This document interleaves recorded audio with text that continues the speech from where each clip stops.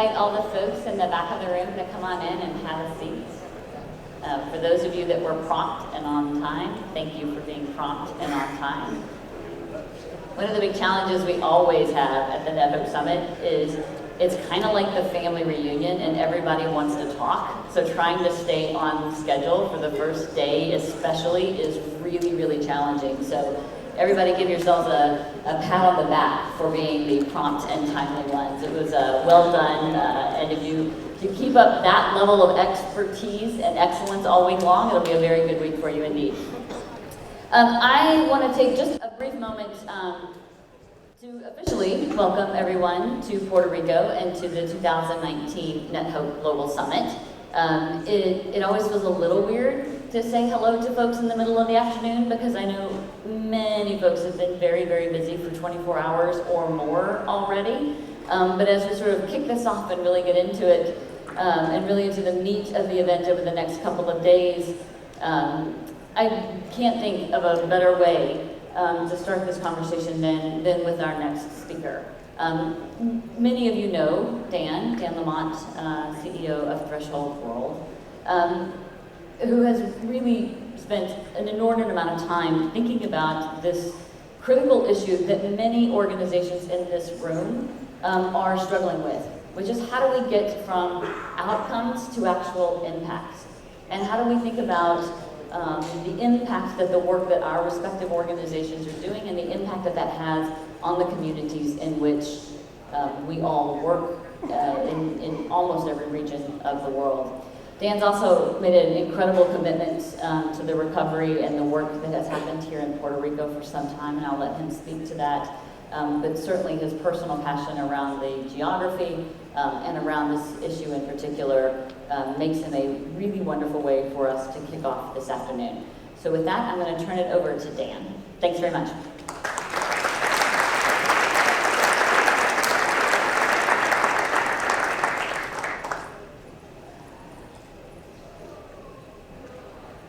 Hey everybody. We're actually going to do a video first, so I want to say thank you to Laura for the more than kind introduction. I'm going to get off stage and then I'll be back.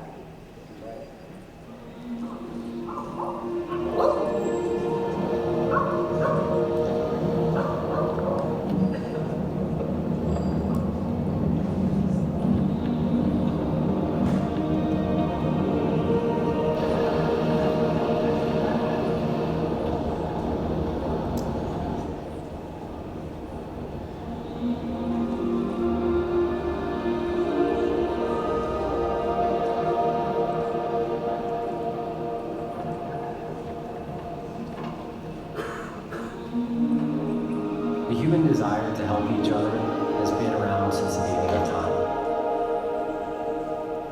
Nonprofits have been focused on solving some of humanity's most pressing challenges for decades, but we're at a point where access to technology and the commercial sector are bringing to bear all of their resources in support of nonprofits so that they can affect systems change.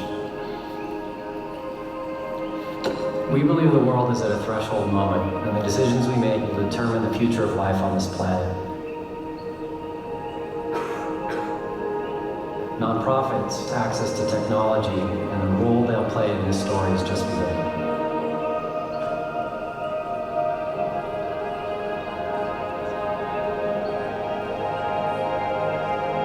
We're at a point in time where society at large has put purpose on an equal level or even higher than profit. Technology's role in this story is to collapse the distance between the people that support and work at nonprofits and those that need that support.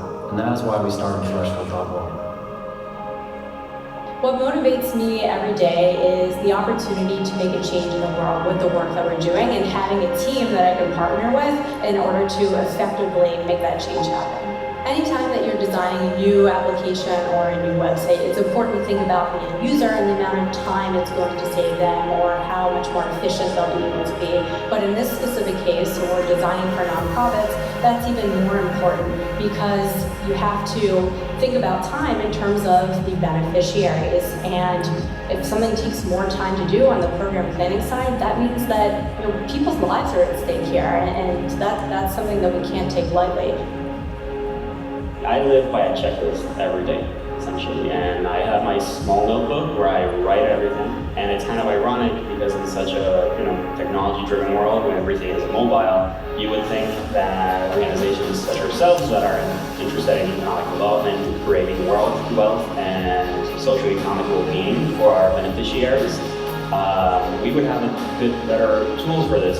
Organizations can be better informed if they use data correctly. We already know what's the data we need. We already know how to collect it. And we know also how to analyze it. So the question is if we can have a tool that essentially helps us or using technology to do all these things more efficiently and faster. The IRC has expertise across the humanitarian sector in addition to how to implement technology through our programs. But there's a lot that we want to do that we don't always have the bandwidth to accomplish. And partnering with technology companies like Threshold allows us to really reach those goals and expand the scope of work that we can accomplish and achieve for the communities that we serve. So what the Threshold team through the Microsoft partnership is helping us with is developing a tool that aids IRC staff in the program design phase. So really helping them with developing theories of change, log frame, through to monitoring, evaluation, indicator, selection processes. So that helps us in the interim too by one, reducing the amount of number of tools that our IRC staff interact with, and the longer term downstream impact is better, improved monitoring and evaluation practices.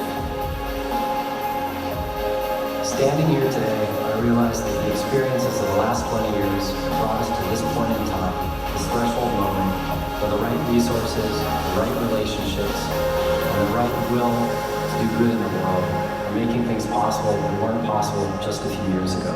We're committing the rest of our lives to this journey, and we hope to be able to share it with you.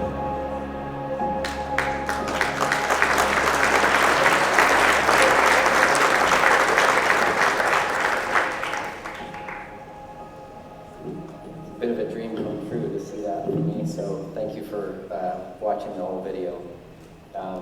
I want to thank everyone very much for the warm welcome. Muchísimas gracias a todos. Es un placer estar aquí con ustedes, and I hope that the next 15 minutes of your time is worth it. Did the math, I think it's actually like 30,000 weeks of effort if everyone were here, so I'll do my best. But I can tell you how much we at threshold.world appreciate the opportunity to be part of the NetHope community. It was part of our imagination from the very beginning of the company to be able to support the important work that the members and this organization does. So again, this is a bit of a dream come true.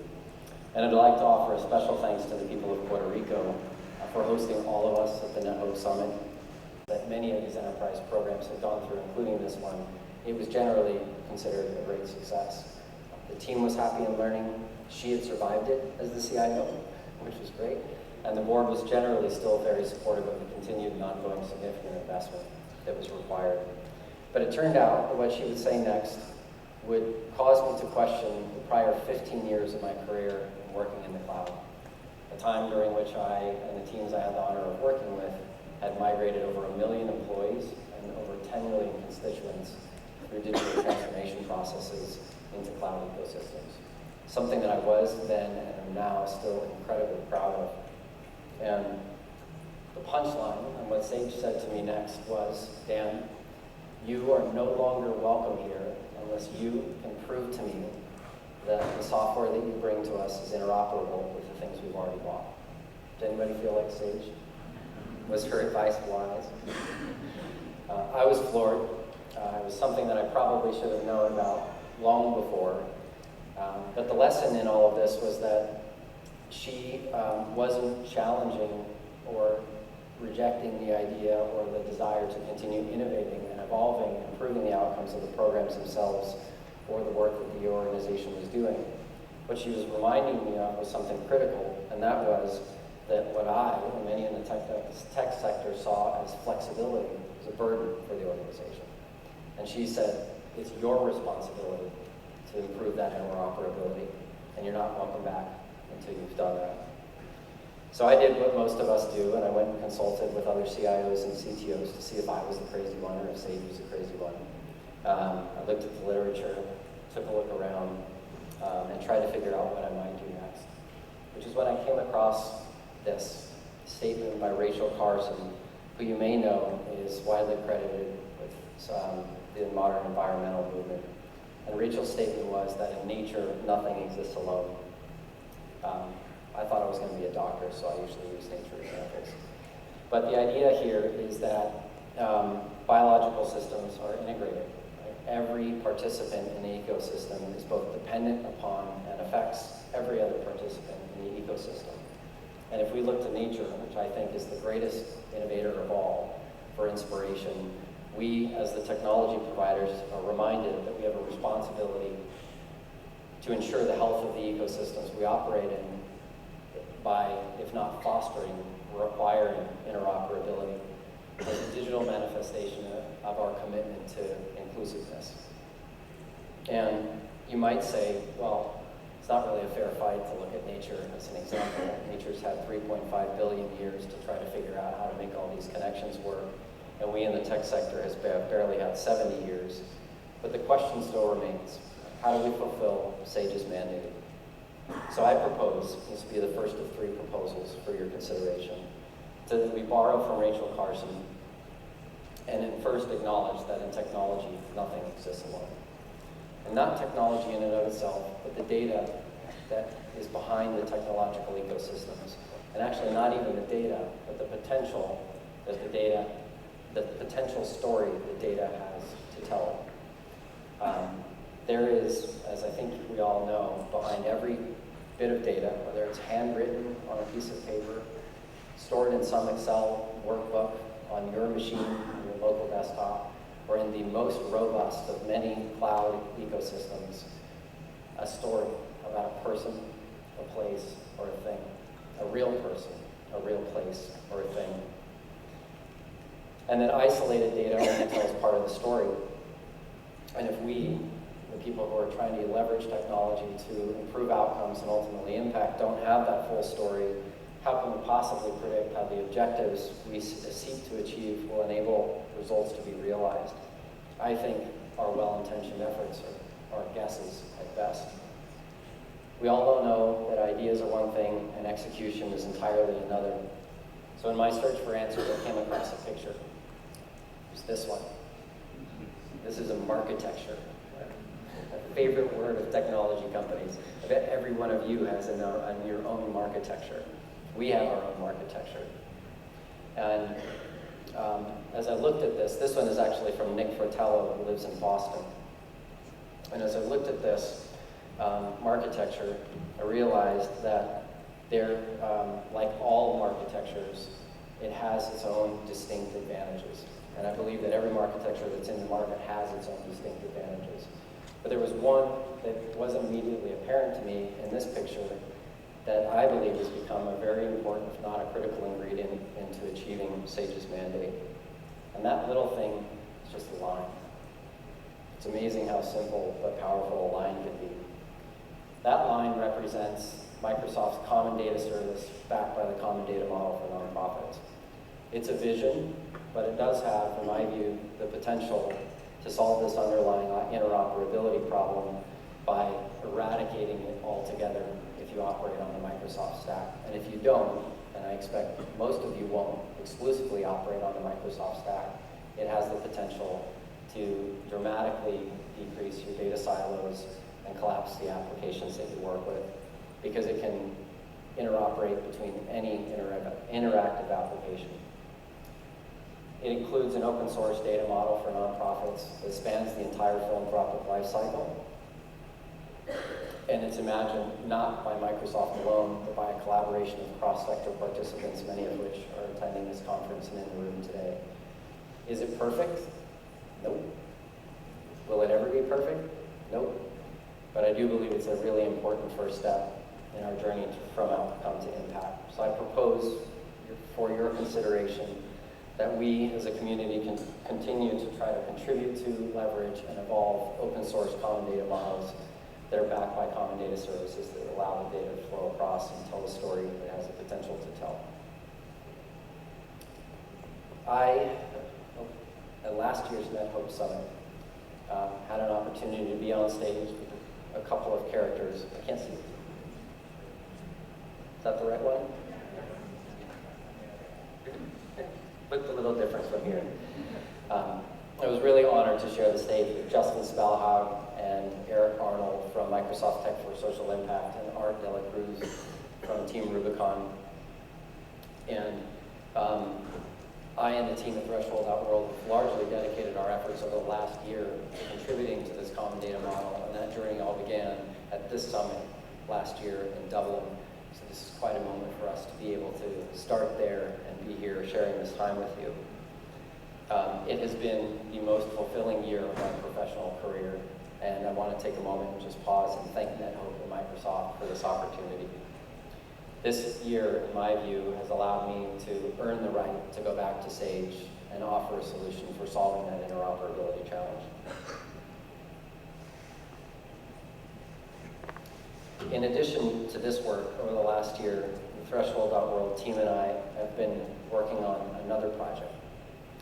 We've gone back to school, so to speak, and we've been trying to understand why we, and I put us in that box as well, have such a hard time measuring outcomes and sharing those outcomes with others. It's amazing to me that after all of this technical innovation, the two most popular solutions used for M&E in this market are still paper and Microsoft Excel. They are the most popular solutions for planning, funding, delivering, and communicating the results of program activities. So we need to learn from the fact that they actually work for people instead of trying to change the things that people intend to use.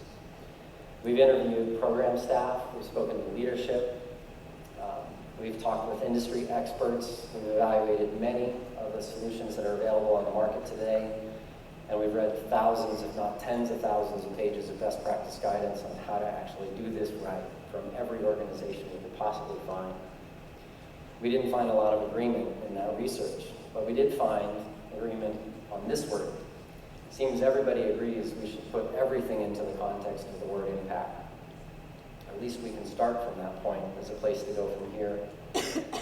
And as we did this research, no matter how complex the results chains became in any of the software solutions, templates, or tools that we looked at, we're still left with wide open questions about what outcomes we're actually achieving, and more importantly, how we're achieving them, and maybe even more importantly than that, what can we learn from that and share with others so that they might achieve those same outcomes.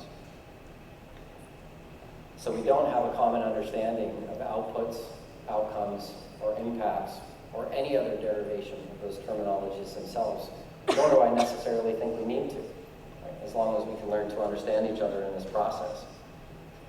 And our research has concluded that the common pitfalls of M&E solutions are that they generally exist in isolation. They're disconnected from other systems, so there isn't a clear path from theory of change down to results to a beneficiary and back again. They're difficult, if not impossible, for novice users to use. Adina, this is your thought-provoking on it. So people return to paper and Excel, no matter how big of an investment organizations make in M&E solutions. They cater to documentation rather than contextual storytelling, so information remains stale. And finally, and probably most importantly, M&E practitioners have precious little time to explore or learn how the solutions actually work. And yet every, if not nearly every person we spoke with sought more efficiency across the program lifecycle, deeper collaboration with their peers, their colleagues, their partners, and improved technical literacy across their organizations. So, big surprise, we at threshold.world don't have the answers on how to figure this out. We know you don't either.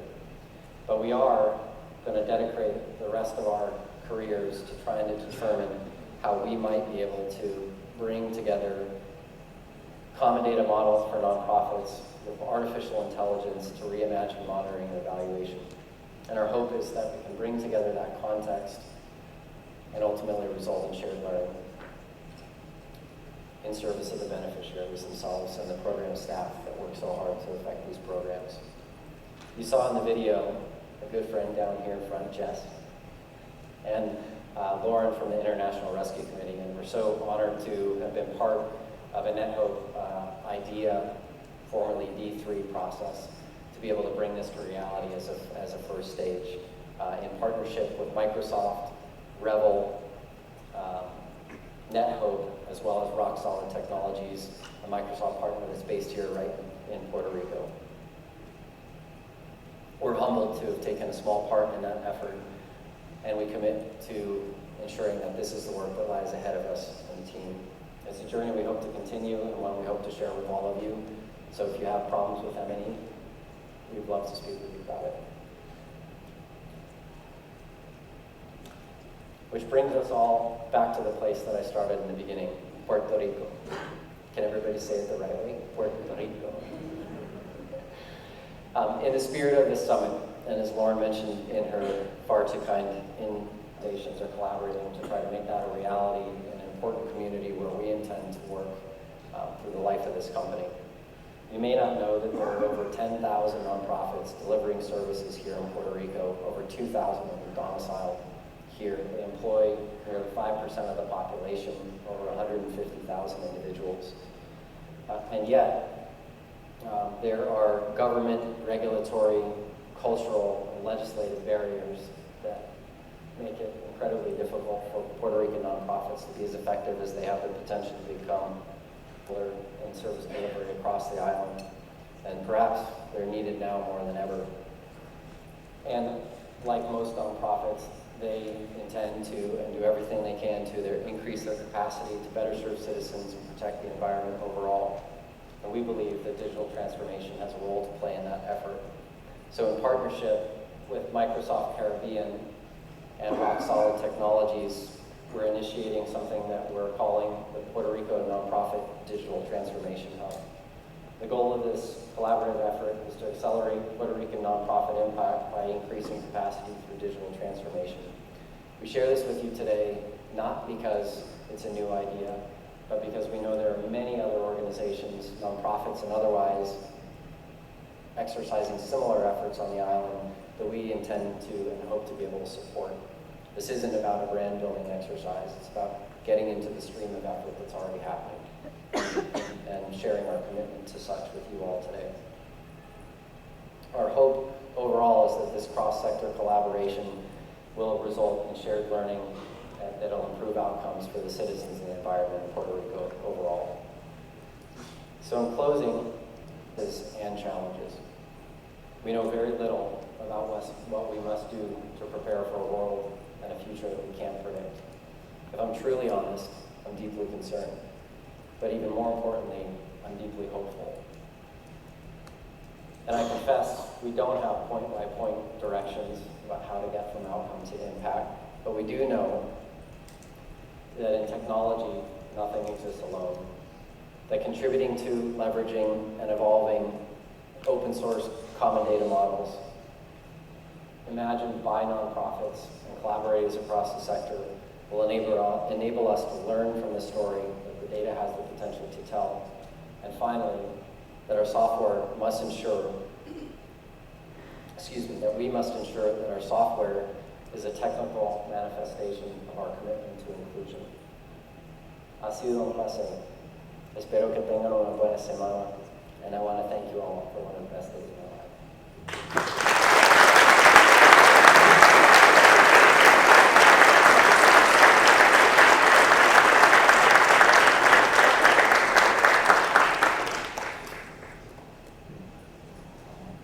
Thank you, Dan.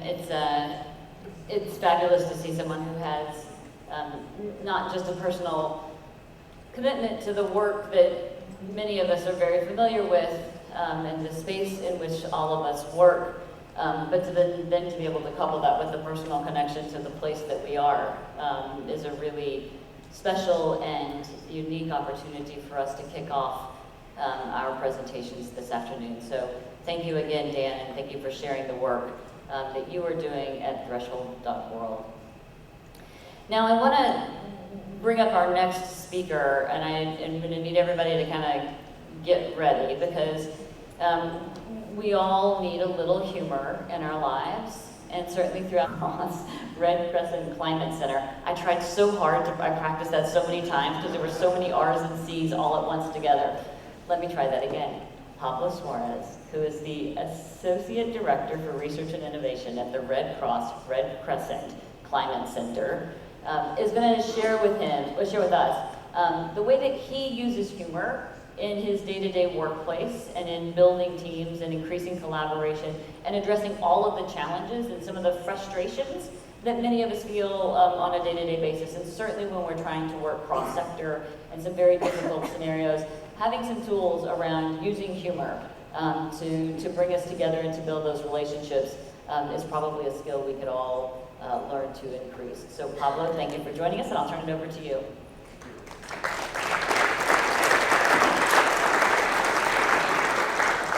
Hello friends, let's see. Yes, you can see what I can see, good. This is not a comedy routine or anything like that. I'm not here to make you laugh. I'm sorry to disappoint. I'm here to help you think of how humor can become a tool for our work. It has been helping me a lot, and I predict it can help you as well. To get you into the vibe, we spoke and we heard about interoperability and many other terms that connect tech with our serious work. We're going to see how you guys can deal with interoperability with something that I suspect you're familiar with. You must know the game of rock, paper, scissors, right? Can you all show me your rocks? You could go to jail by doing this gesture in some places where it means revolution or something like that. Can you show me your paper? Can you show me your scissors? In a moment, I will ask you to stand up, find a partner, and play a modified version of rock, paper, scissors. I will give you a countdown, 10, 9, 8, etc. You will find a partner and go with that partner back to back. If same row, it's easy. If different row, we'll figure it out. And then you will play a collaborative version of rock, paper, scissors. In the normal rock, paper, scissors, you're trying to squash the scissors with the rock, or you're trying to cut the paper with your scissors. That's not what we're about. We're collaborative. So in this version, after you found a partner, when I say 10, 9, 8, etc., 3, 2, 1, go, you will turn around and make one of those gestures, and your goal is to match your partner. You cannot strategize. You cannot say, let's do this or that, yeah? You will stand up in silence, back to back, 3, 2, 1, go, make that gesture, one of those three. If you match, you high five, celebrate, and go back to back to back. If you don't match, cry or experience sadness and go back to back to back for the second round, which I will explain there. So, rules are clear. I start from 10. By the time I say 3, 2, 1, go, you should have a partner, match, and play, and try to match each other. Stand up. 10, 9, 8, 7, 6, 5, 4, and 3, 2, 1, go! Alright, back to back for the second round. Allow me to comment that the statistical expected value of success should have been 1 in 3. It wasn't. Yeah? Some of you didn't find a partner, some of you didn't turn around. Now you're going to do the right thing. You're going to turn around and instead of doing a gesture, you're going to just say a word. No strategizing, no talking to your neighbor. You say one word loud and clear. Make sure that your partner hears it. Everyone else will be talking at the same time. So I will say 3, 2, 1, and you just say one word. Your goal is to match your partner. Yes? You both should try to say the same word. You cannot say the word humor. You're invited to say a word that you think you and your partner think of when you think about humor. I don't think you're thinking of like interoperability, so don't say that. Okay? So when I say 3, 2, 1, go, say a word loud and clear that you associate with humor. If you match, high five, and then you can sit down. 3, 2, 1.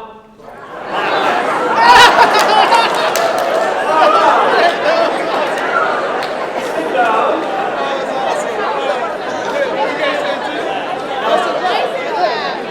Notice this room. Yeah? It's very hard for me to recover your attention because you're bonding with your partners. Your brains were very much at work. You were thinking, what's he or she or they going to say? Yeah, and then if you found the same you discovered, can anyone scream the word that you matched if you did say the same word? Fun, what else? Laughter, what else? Funny, okay, here are some of the words that in playing this kind of activity, many say the word death. I kid you not, when I first played this game with Bob Mankoff, who is best known for his work as cartoonist and cartoon editor for 2 decades at the New Yorker magazine, we both turned around and he looked at me in the eye and said, death. And you laugh, but there's a deep scientific insight there. We'll get to that. So, it may look like we're living through normal times. And in a way, these are normal times if you acknowledge that a new normal looks a lot like what we used to call bad. It's bad, my friends. Things are changing. Many of those changes are predictable and scary. Other things are changing and we don't see it coming and it's scary. And other things like technology can help us deal with the scary stuff, but we don't know how to deal with it because no one's listening, no one's doing the right thing. And those who are struggling and are feeling darkness. I used to be a full-time researcher, math geek, system dynamics modeler. I used to use the language of mathematics to understand and address change, mostly on climate risks. So please forgive me as I walk you through this cartoon by Bob Mankoff with my mathematical lens. We know from system dynamics models that change, when it sometimes happens kind of gradually until it happens abruptly. Yes? Now, I've deployed some variables here. H here stands for hell. How horrible can it get once change becomes more abrupt, as we know it could? The letter D stands for denial. Do we dare recognize that some things are coming close, and we know they may happen, an earthquake in Puerto Rico, changes in the legislation of what we can and cannot do, technological developments. And many other variables that I will spare for my full version. I was so happy with all the geekiness, but here's an important signal, an important character. Question mark, what the hell were those people thinking when they put themselves in that place? Why are we socially constructing risk? And if you think about the things that we are collectively doing, almost all of them are doing something that is potentially good for the short term, but setting us into trouble for what is likely to come. So, this is one of those cartoons by Bob Mankoff that helped me understand the world. This is a very powerful explanatory theory of my job. It is my job to help humanitarians and policymakers and scientists and others to understand what can go wrong and what can be done about it. And almost always the solutions are within reach, except that we don't do the right thing. The actual caption that Bob Mankoff gave to this is, Brad, we've got to talk. And guess what? We don't often talk about the things that could go wrong and what could be done about it. This is, thank you for your laughter. I am in December going to go to the UN Climate Conference, which will be held in Santiago, Chile. It will be my 17th consecutive climate conference. 10,000 people or so, 200 countries, starts one Monday through the weekend, the other Friday. This is what it looks like. How much humor do you see in that room? Near none. What do you think are the chances that this group of people spending the time in this way will radically transform the way we work together and find solutions to one of the most complex problems we're confronting as humans? Right? If you could design a process intended to guarantee that we make no progress, it would look a lot like this. Now, when I presented this session on humor to the organizers of this event, and it's a UN system, so they can do only what nations give them the permission to do, so it's not UN's fault, it's countries that want to do the same thing. Minister wants to speak the speech and so on, it's complicated. But one of my colleagues walked to the screen and pointed to this fellow. That's exactly how it feels to be in the time and place where problems are being discussed in order to solve them, and when you can tell very reliably that it won't work. Speaking of it won't work, you guys are mostly technologically inclined, so I'm going to share a story, something that happened to me in one of these events.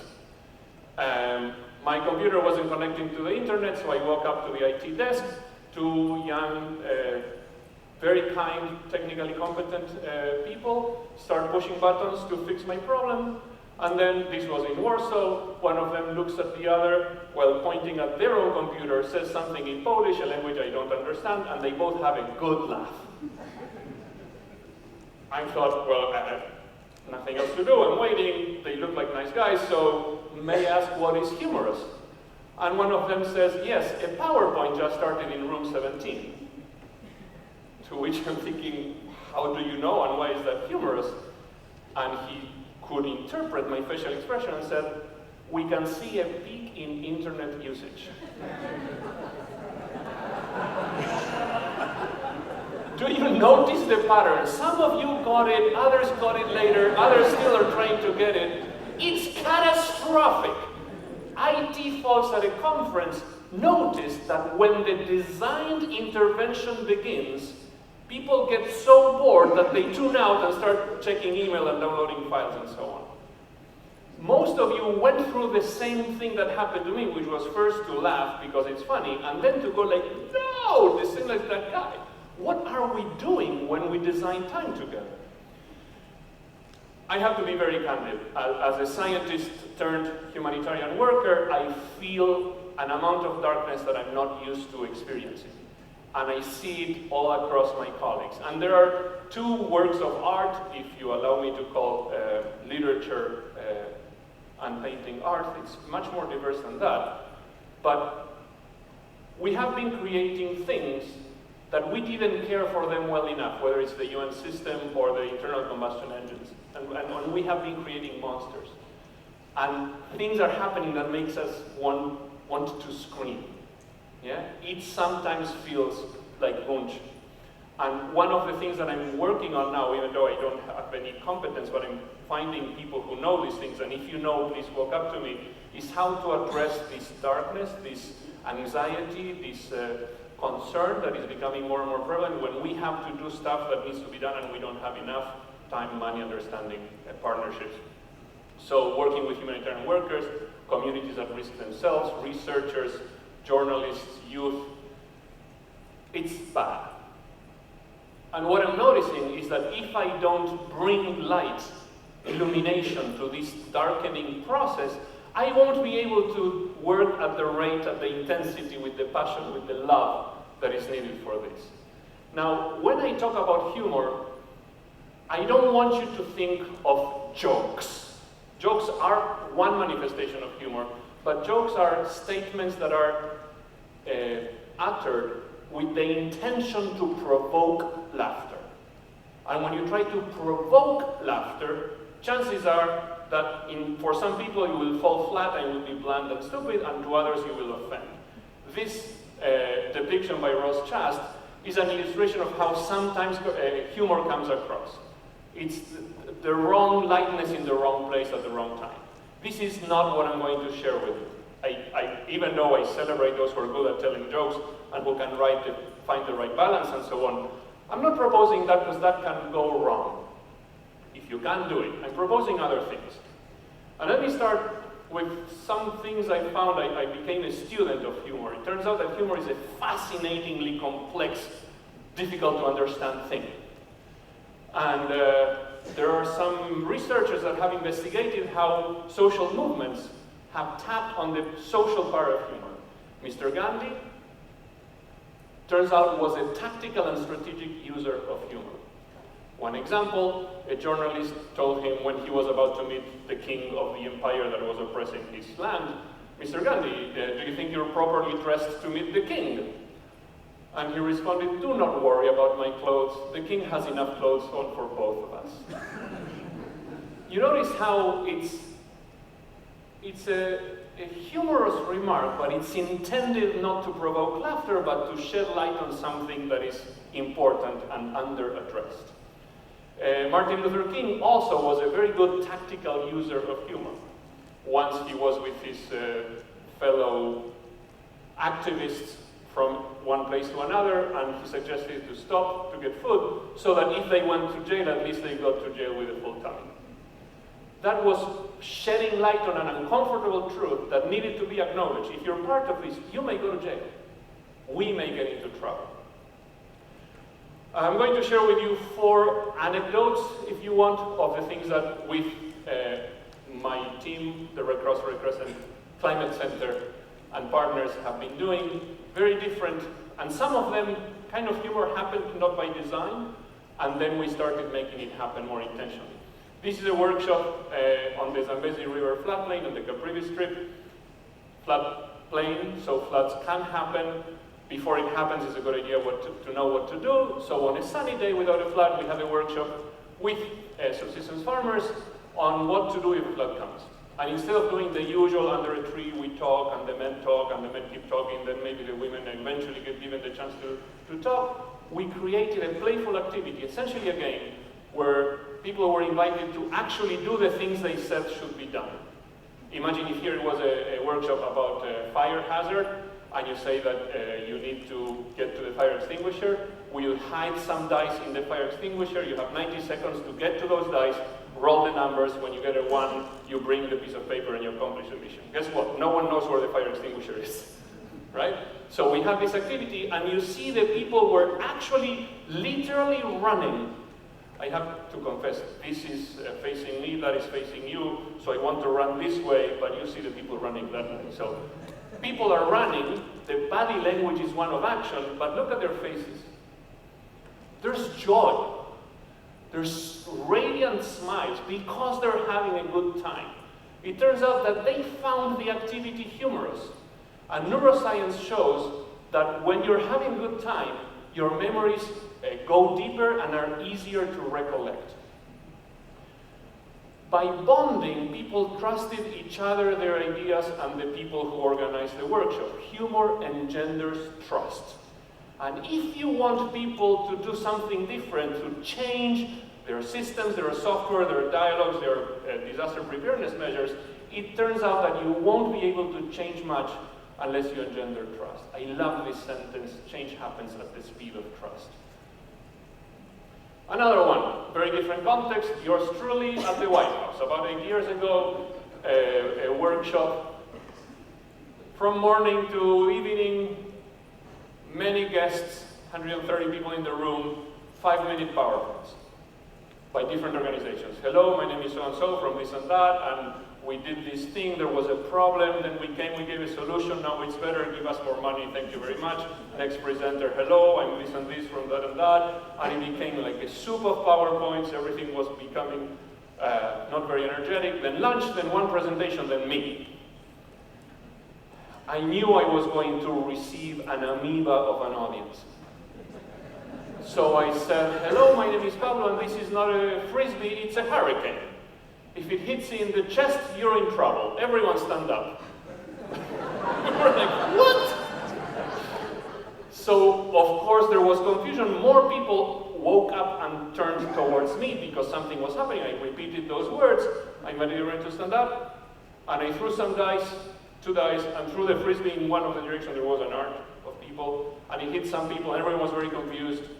And I grabbed the frisbee and said, well, if the hurricane goes your way, you can avoid the trouble by sitting down, which is like evacuating, and it flies above your head, you're safe. But if you sit down to evacuate and the hurricane goes in another direction, someone will steal your refrigerator. So I throw the dice again, some numbers, I throw the frisbee, it hits people. People are very confused but trying to figure out what's going on. Eventually someone figures out the rule. Double 1, throw over here, double 6, throw over there, interpolate. I threw a 5 and a 3, someone says, an 8, it's going over there. They all sat down, I threw the frisbee, flew above their heads, hits the wall, yay, the room exploded in celebration. When the laughter and celebration dwindled, I said, congratulations, you figured how science can become early warning for early action to save lives, now think Hurricane Katrina. we can help you do better. My name is Pablo from the Red Cross. Thank you very much. And for your class, but you understand, it took about 6 minutes. And people were awake, were connected, and look at the fellow presenter, look at her smile. Yeah, there was humor in the air. Humor helps us to make what is strange can become familiar, like the science of figuring out an early warning system, and what is familiar, like people die in hurricanes, becomes strange. Why are we letting that happen? That's a very powerful tool, when you can reframe what is and what could be. Next example. With one of my colleagues, Andrew Krukskiewicz, we were spending 4 days training the NASA disasters team and Surveyor on how to communicate science for saving lives, satellite images, models, and so on. The first session was held in a venue that had the aesthetics of a stand-up comedy club. Not by design. I arrived just in time. Andrew said, hey, we should take advantage of this. And he shared an idea which we concocted in real time. We are trained in improvisation, by the way. I advise that to everyone who's doing things that you don't know what's going to happen. And so we came up with an activity. This was going to be a time when different teams presented during 5 minutes what they're doing. Maybe 10 presentations. What do you expect would happen? Presenting team presents, most people fall asleep or don't care. Q&A, why didn't you use my method? I can show you my equations, Instead, what we did was, okay, presenters will present, each table, about 6 people per table. You are a news organization. Could be the New York Times, could be Fox News, could be Global Al Jazeera, something. Your job is to come up with 2 headlines. It could be in whatever means your news organization is. One of the headlines is, something awesome happened as a result of the tool that is about to be explained. And the other headline is, something problematic happened as a result of the tool. There were awesome headlines on how things could go wrong, which were crafted with a lot of humor in them. So 2 things happened. One is that when the presentation was being presented, everyone was listening to it because they wanted to come up with a way to react to it in a way that was witty, insightful, useful. And then when the headline was shared, the presenters had no choice but to accept that the volume of laughter was directly proportional to the extent to which the tool designers had not thought of something that could go wrong. Because if you show with the satellite something, well, maybe bad things will happen as a result. So it enabled people to have the difficult conversations about what can go wrong. Humor was not the result of a joke planned by us. It was creating, enabling conditions for people to speak in a way that, through humor, allowed to say difficult things. Laughter can be the shortest distance between people and ideas that are not easy to confront. And one thing, I gave a TED talk on humor, and in the guidelines, I'm going to read this.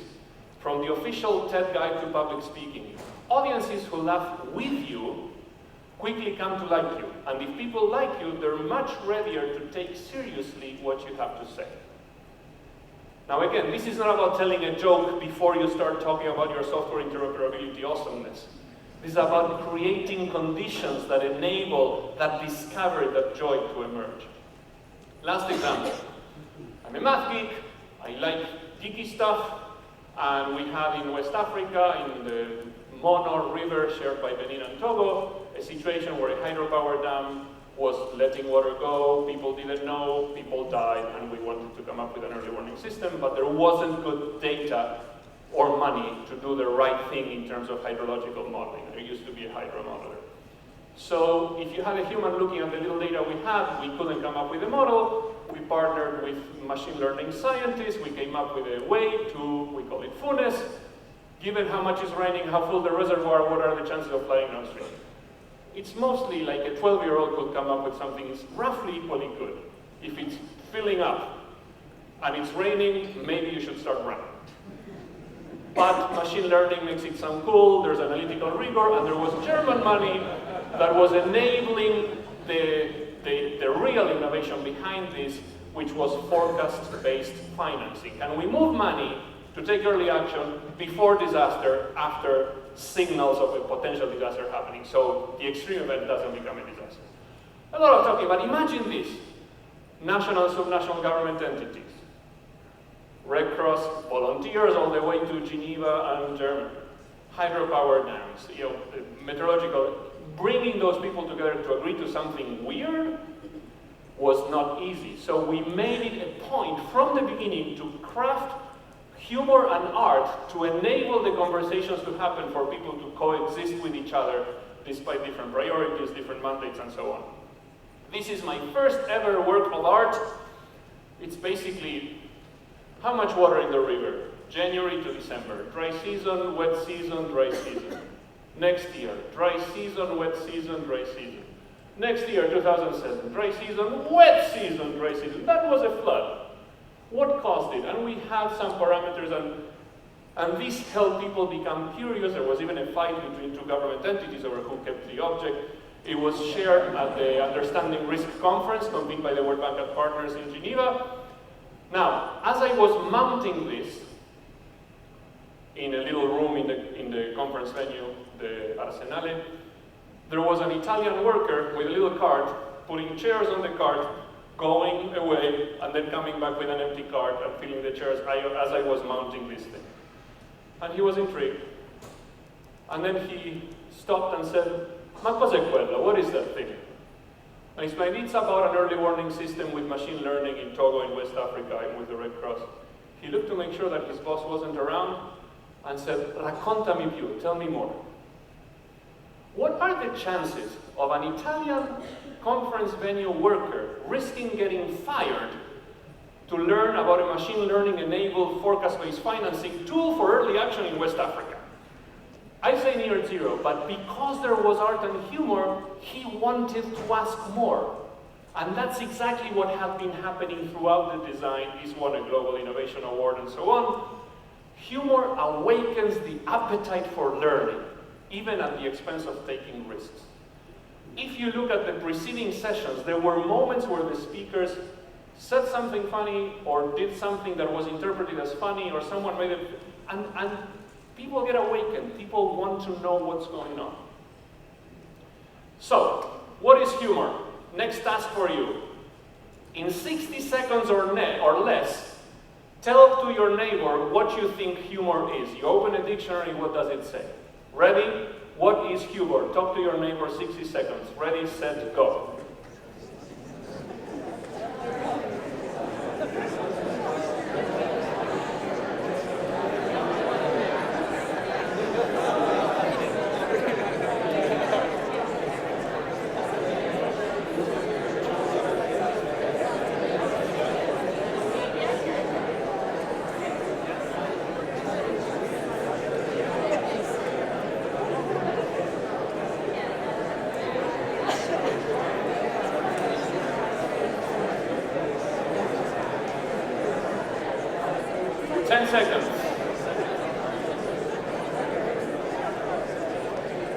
And 3, 2, 1, stop and silence, please.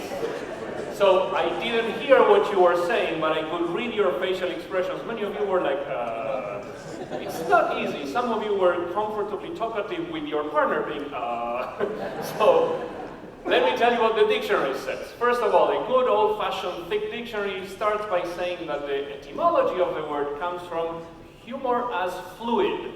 If there's humor, there's flow. I already love it. We tend to not have much flow when we do our things. A shorter dictionary says, first, humor is a quality. It's an attribute. It's not a thing that you have. It's an attribute of something else. It's a quality of being amusing or comic or entertaining, depending on who you ask. Second definition, the ability to appreciate things, situations, or people that are comic. Yeah, you have a sense of humor. Third one, a state of mind. Are you in a good humor or not? We like people in a good humor. And even humor as a verb, humor me. Yeah, it's an interesting term. The first time that the research question, what is humor, was documented was 2 millennia ago.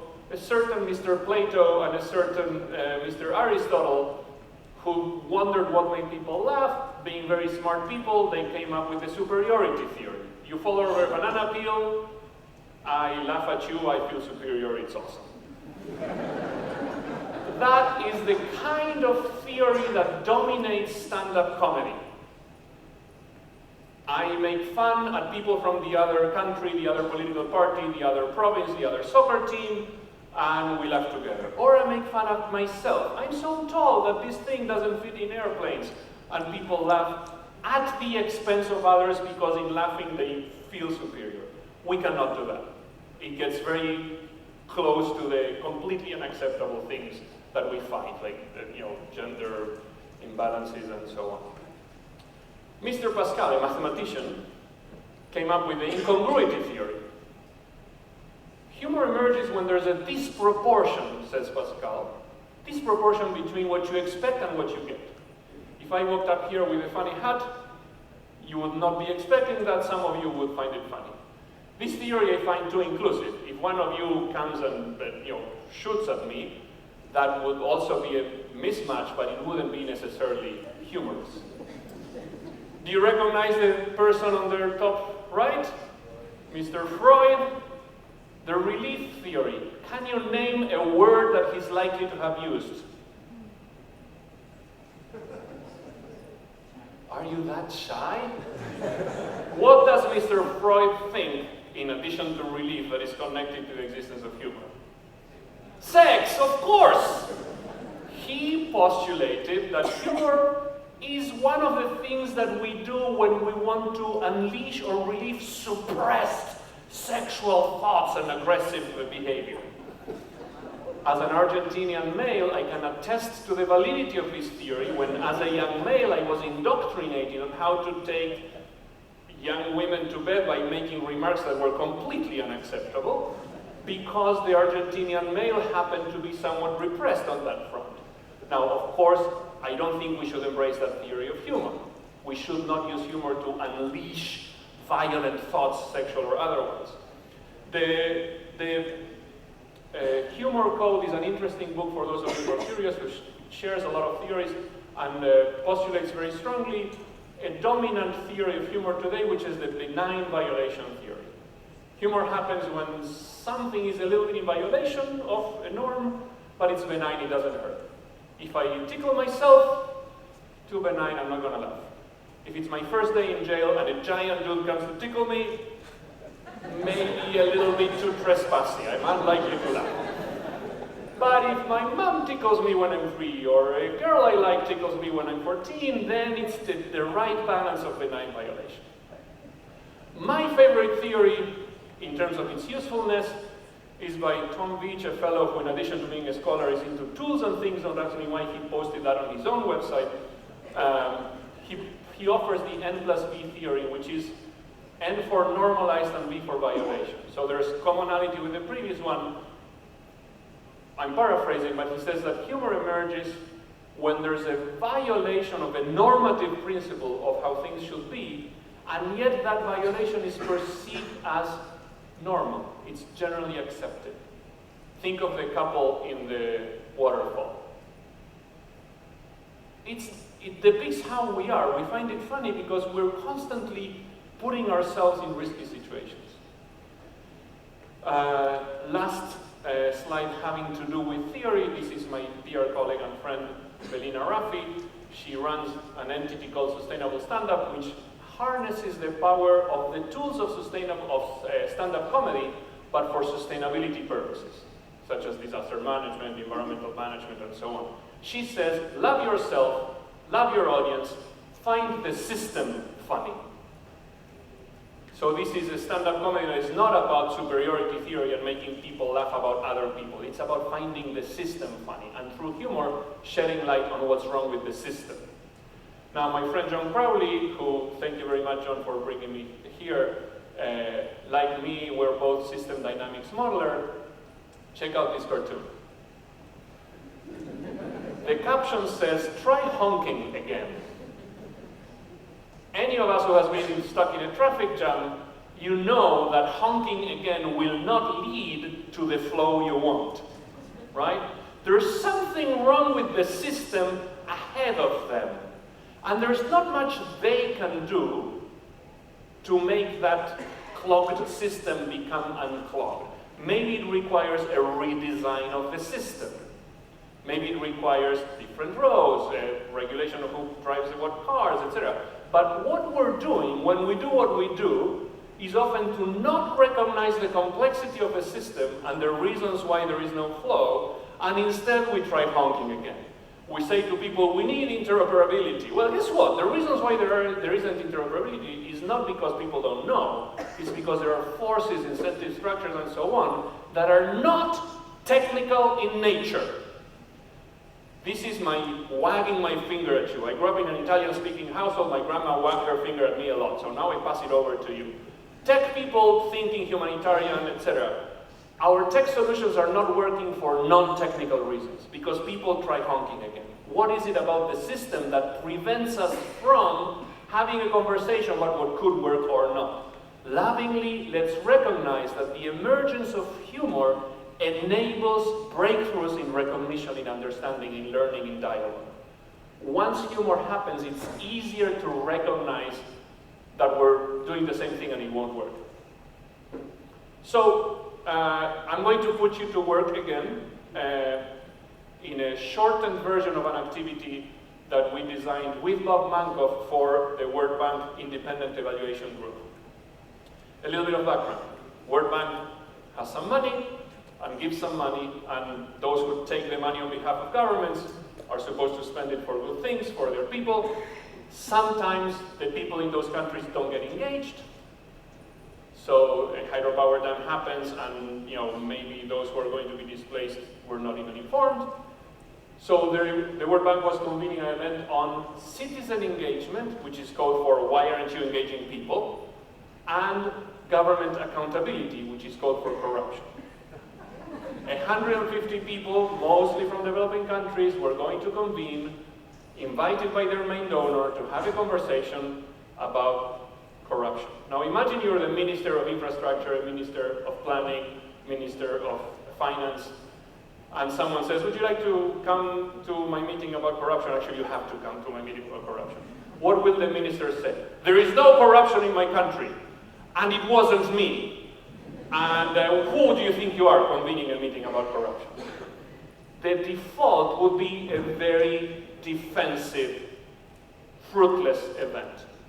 So Brenda Barbour expressed her concerns about it, and I said, how about we engage Bob Mankoff, the cartoonist, who has an entity called Cartoon Collections, and we create an activity where humor enables difficult conversations. So you're going to experience a taste of that very soon. Just an image of how it looked like. We had some chosen cartoons against the wall, big poster size, about a dozen or more. And people were invited to walk about the room, stand next to the ones that they found most interesting, and have a conversation with some neighbor, and then annotate the cartoons with an alternative caption, with a reflection, with an insight, with a question. And guess what? It worked. Once you're standing with someone and you both laugh at the same thing, it's like you acknowledge that there's a reality there. Humor, like it was said about art, the lie that says the truth.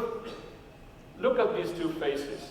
There's intense looking and there's laughter. So what we're going to do is to give you a taste of this activity. I'm going to go through about 8 cartoons, and here's your task. First, look at those cartoons actively and try to find how those cartoons connect to your own work, to what you see in your work, to the actions you're doing or trying to do in your work, and to the hope that you're trying to bring to this world. When I've gone through them, I will show these tasks again. You will self-organize in trios or so, 2, 3, or 4 people, and you will have a brief conversation about which of those cartoons reflected something that matters, either something that you already have in your brain or soul, or something that you weren't thinking about. So, running through some cartoons. This one by Bob Mankoff, the most downloaded cartoon from the New Yorker magazine. No, Thursday's out. How about never? Is never good for you? Bob argues that the reason why this cartoon is successful is that it blends, it combines the language of diplomacy with the content of, I don't give a damn about you. How often do you encounter that kind of reaction when you're proposing what you're proposing?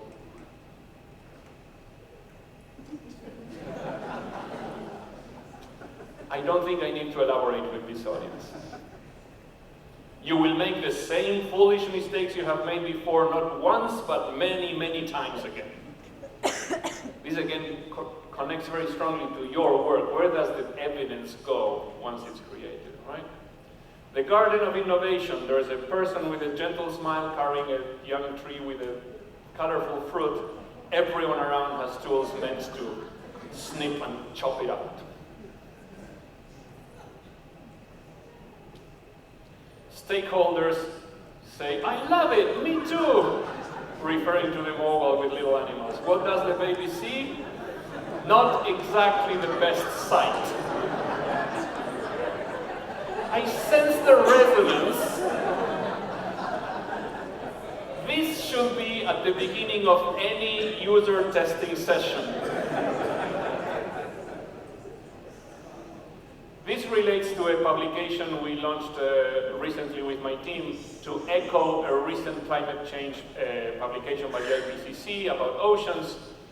It may take a while to notice, it took me a while to notice what was going on. The caption is, that can't be good. And then you notice that the sun is not setting behind the horizon, but in the water. So we laugh, but we know that with climate change, not only the atmosphere is heating up, but the ocean's waters are becoming warmer. It's very hard to keep the ocean.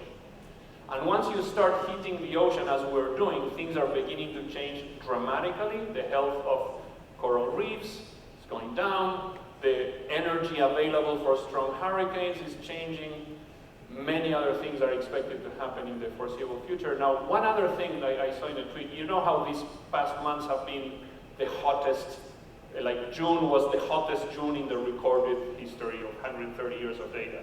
July was the hottest month ever recorded in 130 years of data. So there was a tweet, I can't remember who shared it, that said, oh, people, pessimists, talking about this month as the hottest month in the past 130 years.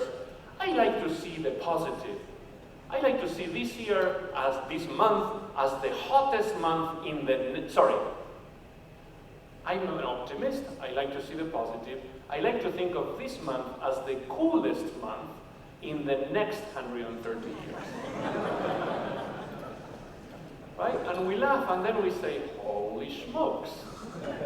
What does it mean for our risks, the risk of heat waves and so on? Escher, get your ass up here. Sorry, I'm only reading the question. Why? For those of you familiar with the Dutch artist Escher, he was the creator of impossible objects. That triangle made by the steam beams cannot exist. Can you follow? Goes from here to there, then down, so it should be down, not in the same level, so it cannot work. In the cartoon it works, in the real world it cannot work. The construction worker says, hey, architect, what the hell? Do you recognize yourselves when you tell people, just use this software and everything will be all right? So, I've shared a few cartoons. Your task now is in the next 4 minutes or less, find a duo or trio, speak about one of the cartoons that spoke to you. Be brief, be punchy, good luck.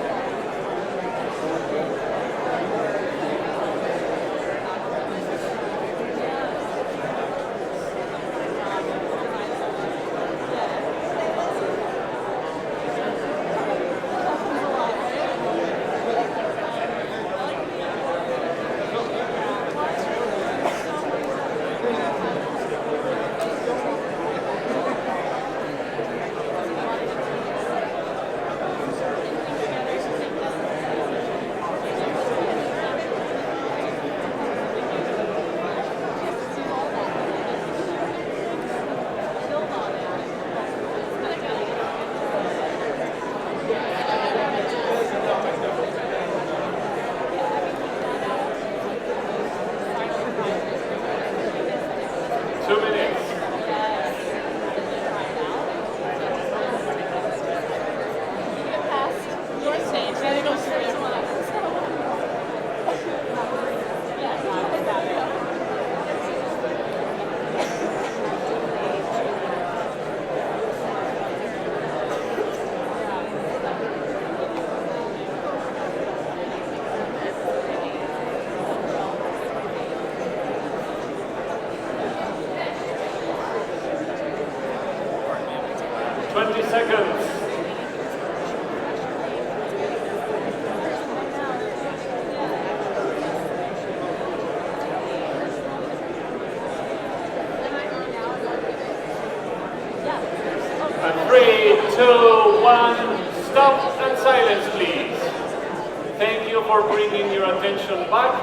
I know it's hard.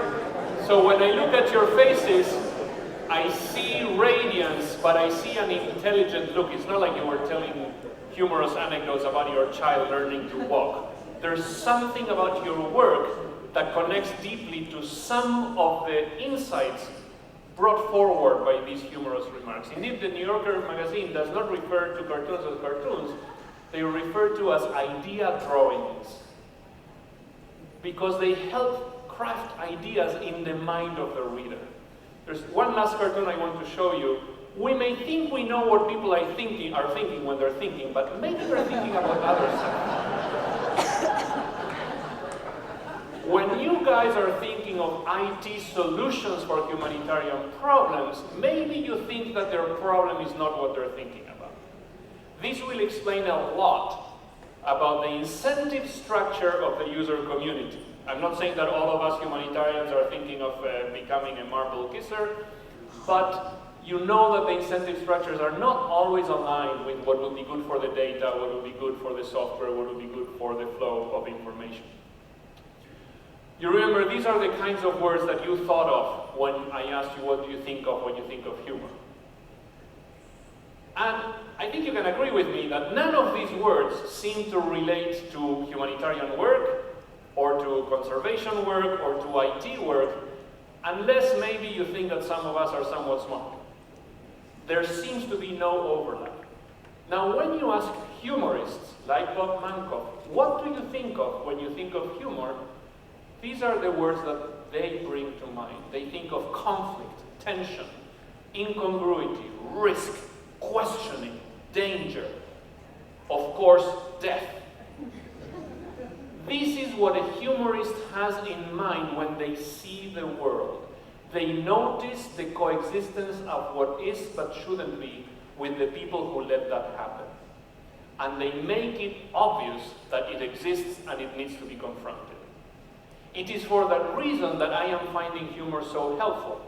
Because if I tell someone, my boss, my peers, the people I help, or some funder or some community, that something's wrong, the first instant perception is that I'm an arrogant jerk.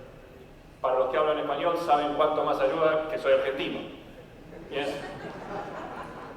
Sorry, that's a Latin American humorous thing. In short, pointing to the wrong thing leads to the wrong outcomes, keeps us stuck. Humor enables flow. Why does humor work, in my opinion, in my experience, for risks? We spend a lot of our time in these events, in our time with partners, in our time with users, giving answers. But it turns out that they didn't have a question in the first place that is answered with their answer. And so half of the effort that we make goes into a non-listening brain. We're answering questions that are not being asked by our audience. The way humor works is that first it creates confusion. Deliberately, there's a contradiction, an ambiguity, a conflict, a tension, something's wrong. And the brain is a puzzle-solving machine. It gets attracted to the sun setting inside the ocean, the tribe honking again, the perspective of the child seeing the rear end of those animals in the mobile.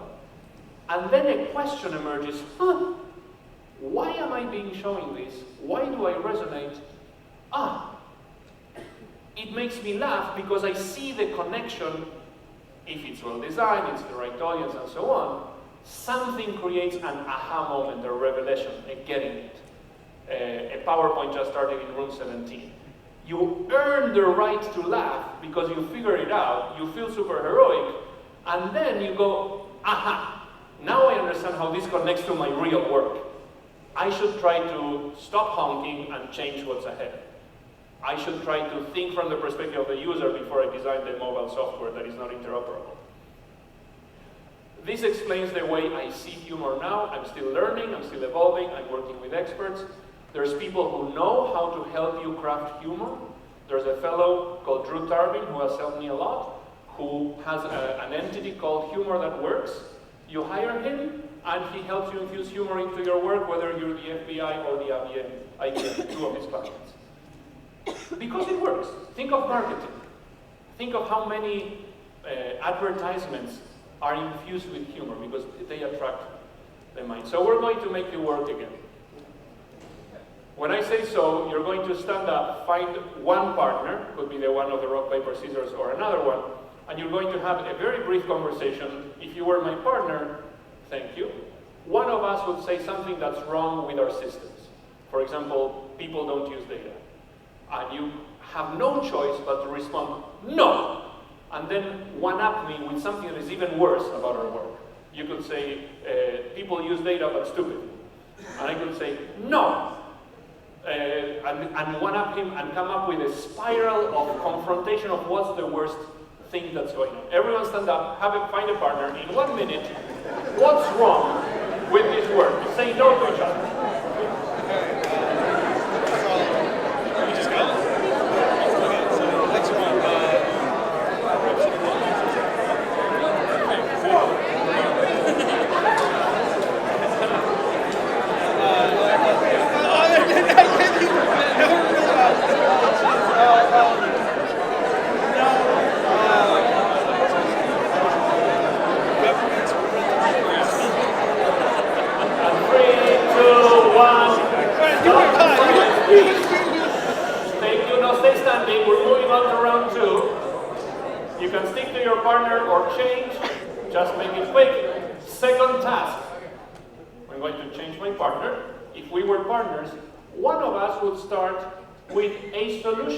Attempted now. For example, you could say, my team is enabling software interoperability through the platform, yada yada. And the other person has no choice, has to respond, yes, but it almost never works, or whatever is a very short version of why that's meh. Yeah? And then say something else that is being done to solve problems, to which your answer will be what?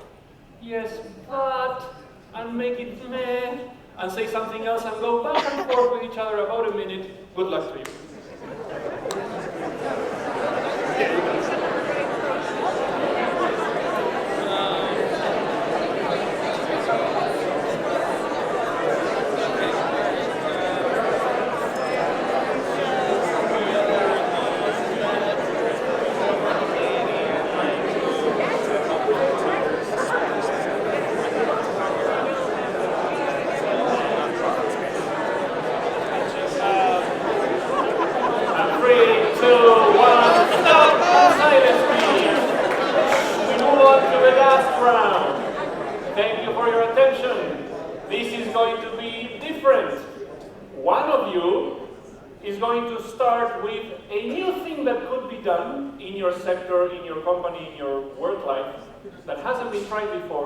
That brings humor to your work life. I'm not going to illustrate how, but you could say, I don't know, we could use a cartoon, or we could train people in jokes, or whatever you want. You say it clearly, briefly, tweet length, whatever, I'm not much of a Twitter. And the next person has no choice, has to say, listen attentively, and then say yes, and has to build on that idea, either by enriching that idea, adding to that idea, giving texture, naming a partner. Keep it brief. The other person says what? Yes, and you build off each other in a spiral of awesomeness in 1 minute. Ready, set, go. So I'm going to base on the same idea that you should listen to what your end user needs.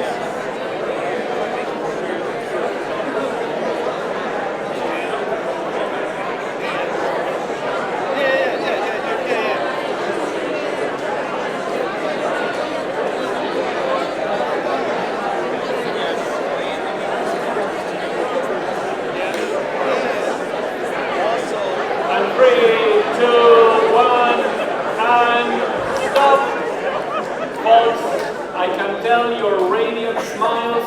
Some of your ideas are nonsense. They're stupid. It's okay. It's your first idea. You have a week to keep trying. You have a week to keep exploring. This was the title. That's me. I'm so grateful to the organizers. Wishing you all the best with it.